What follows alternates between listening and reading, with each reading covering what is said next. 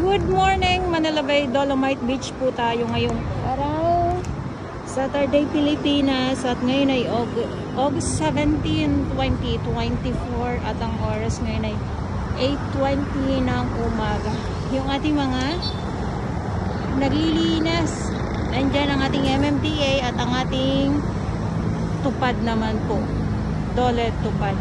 Good morning! Kamusta naman? So nandito tayo muna sa footbridge or dito sa may tulay, nag-iisang tulay dito sa may Dolomite Beach, at ito nga yung ating view. Napakatirik ang araw. Ito yung ating view for today muna.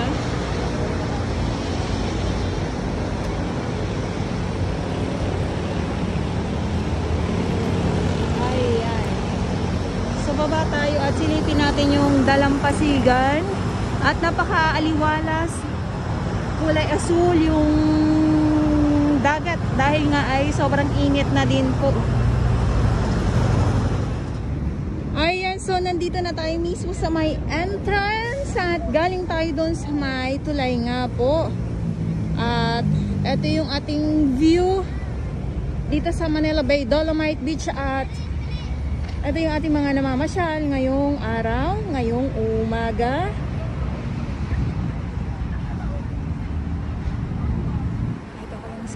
Para ano. Ayan, nandyan yung ating mga security guard at ang ating mga kapulisan na nagbabantay. So pagpasok nyo po dito sa may pinaka-entrance, ito yung makikita ninyo, yung nag-iisang building na pinakamataas dito sa Manila Bay. Ayan, so good morning Manila Bay, Dolomite Beach po tayo. Kita nyo naman, kitang-kita nyo pala talaga. Nakapayong kaagad ko ako. Good morning po sa inyong lahat at Manila Bay, Dolomite Beach nga po tayo ngayong araw, Saturday, Pilipinas, at sa mga baguhan. Yes, welcome sa channel ni Miss Jolene Toro Baos. Mahalin niyo po ako ng buong buo. Yun ay hindi galing sa ilong Garasbuan. At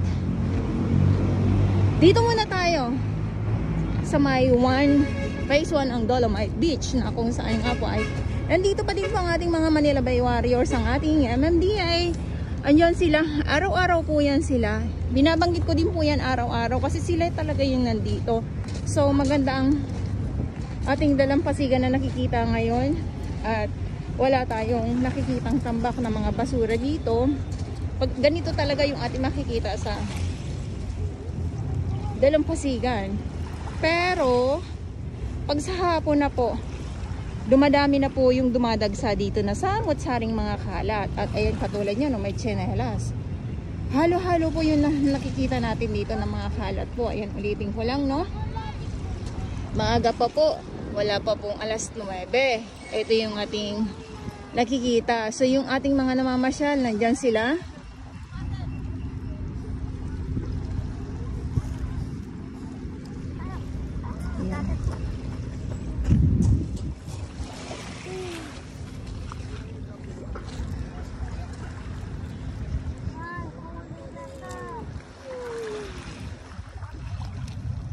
At yung ating mga nagpa-practice ng mga dragon boat dito ngayon. So hindi ko lang alam kung kailan merong magaganap na naman na competition dito.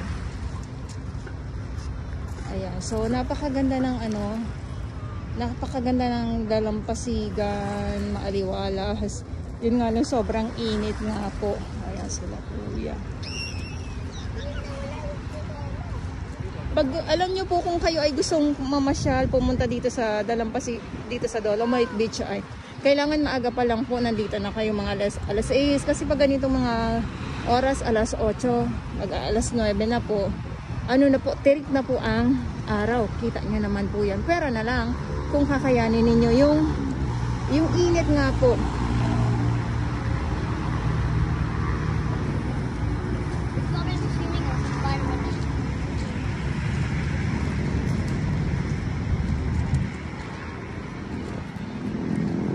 Ang ganda ng ang ganda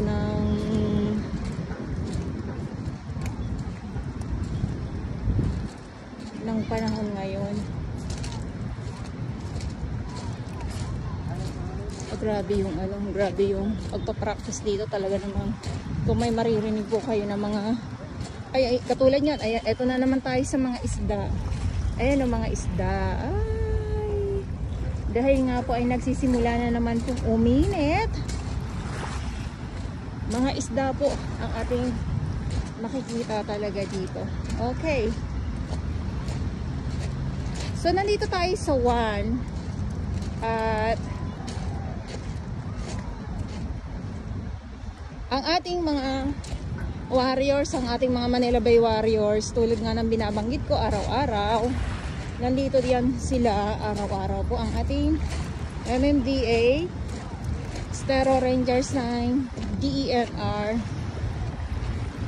DPS Mandaragat doon po sa Manila Yacht Club, at ang ating Dole Tupad naman po. Ayan. So sila yung nandito na naglilinis araw-araw sa mga iba kong mga viewers, lalong-lalo na sa mga baguhan. Syempre hindi nyo po alam, lalo na pag may mga kuha po tayo na wala po talagang naglilinis, kasi tapos na din po yung kanilang oras na paglilinis. Sa bawat grupo may oras po yan sila, at hindi din po sa isang araw ay sa bawat segundo or sa bawat oras ay nandito po yan sila. Inuulit ko lang po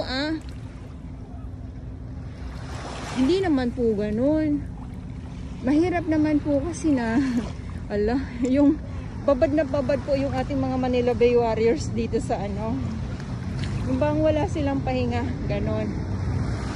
So nababawasan, naiibsan yung mga basura po dito, pero may mga panibagong mga tapos tatambak din po ito mamayang hapon, lalo na kung malakas po ang hangin at alon.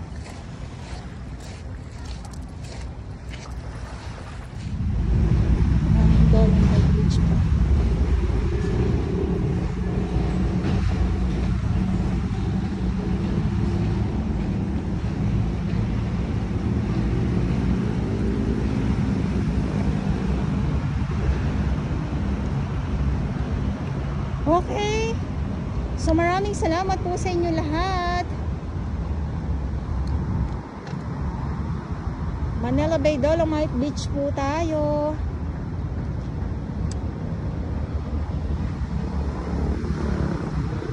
Ang ganda. Ang ganda ng kalangitan, ang ganda ng panahon. So hindi ko lang alam kung mamaya ay may sunset.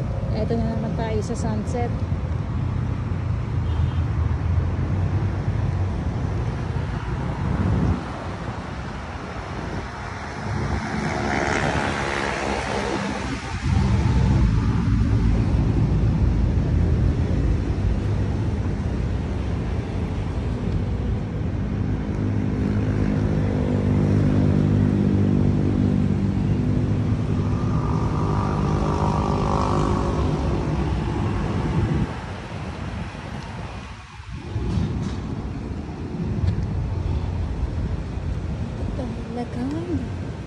Lakay. So nandito na muli tayo sa sa Mandamus office po.